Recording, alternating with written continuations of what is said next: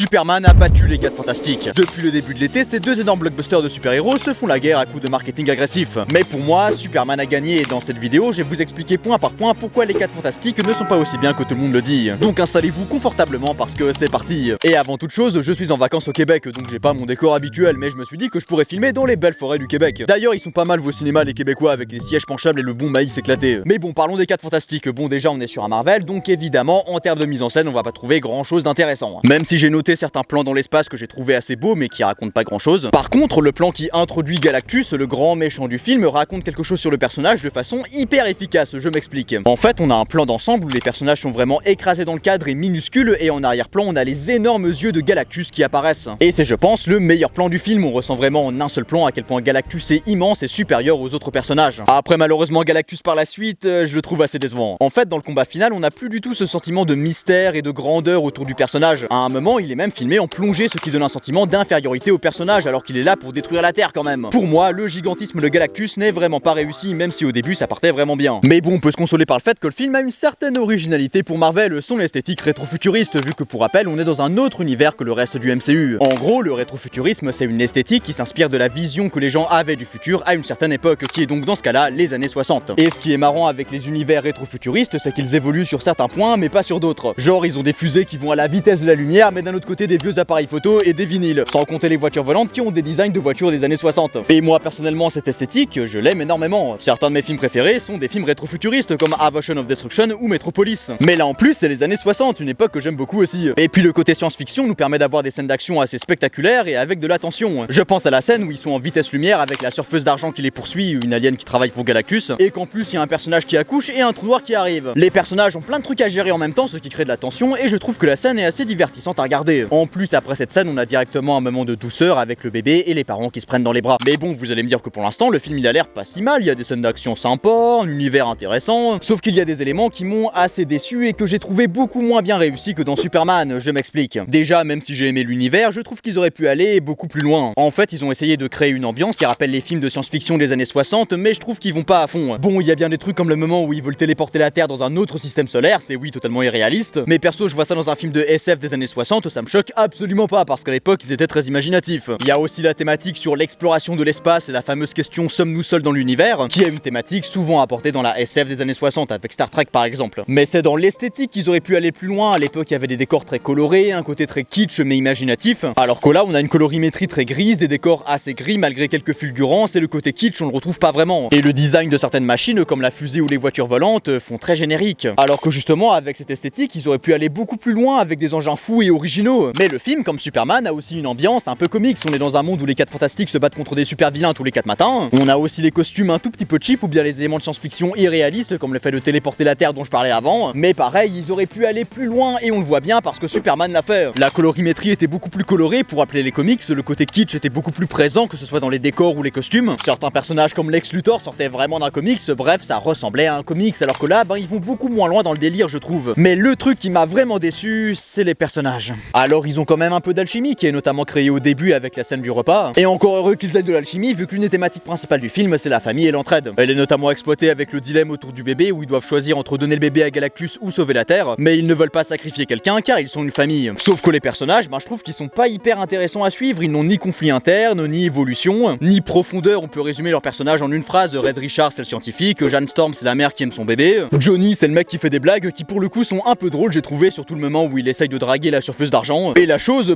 je sais pas, je vous avoue, et ce qui est assez bizarre avec lui c'est qu'il a une espèce de début de romance mais qui n'a jamais de conclusion. On dirait ça a été coupé au montage, mais ouais, du coup ces personnages je les trouve beaucoup moins intéressants que les Thunderbolts, le Marvel d'avant celui-là, où la majorité des personnages principaux avaient des conflits personnels, des démons internes à surmonter afin d'évoluer et devenir de meilleures personnes. Et le dernier Superman, j'ai trouvé aussi beaucoup plus intéressant à suivre que ces 4-là. Bon, je vais pas vous faire ma critique de Superman, mais déjà j'ai trouvé beaucoup plus humain et attachant, avec des conflits personnels comme ses problèmes de couple ou bien la révélation sur ses parents qui remet en question toute sa morale, mais continue de se battre pour propager sa vision optimiste du monde. Bref, les 4 Fantastiques, j'ai trouvé que c'était un film très sympathique quand même, avec des éléments divertissants, et c'est pour ça qu'on regarde un Marvel pour le divertissement. Et un truc dont j'ai oublié de parler, c'est la musique de Michael Giacchino qui, pour une fois dans un Marvel, est marquante. En sortant de la salle, je l'avais encore dans la tête. Parce que vous savez, généralement dans les Marvel, à part le thème d'Avengers, la musique est oubliable. Mais pour répondre à la question du début, pour moi, Superman a gagné la guerre de cet été et Marvel a perdu. Bon, après, pour moi, celui qui a vraiment perdu, c'est Jurassic World Renaissance. Mais bon, ce film a quand même redonné espoir en le MCU, vu qu'on a a quand même eu 2 films Marvel qui tiennent la route d'affilée, ça arrive pas souvent. Et vu la scène post-générique des 4 Fantastiques, je suis hype. Après tout ça n'est que mon avis, et si vous n'êtes pas d'accord avec moi, on peut débattre en commentaire si vous le souhaitez. Bon allez, si cette vidéo t'a plu, tu peux t'abonner, mais tu peux aussi aller regarder cette vidéo sur le pire Godzilla, et à la prochaine.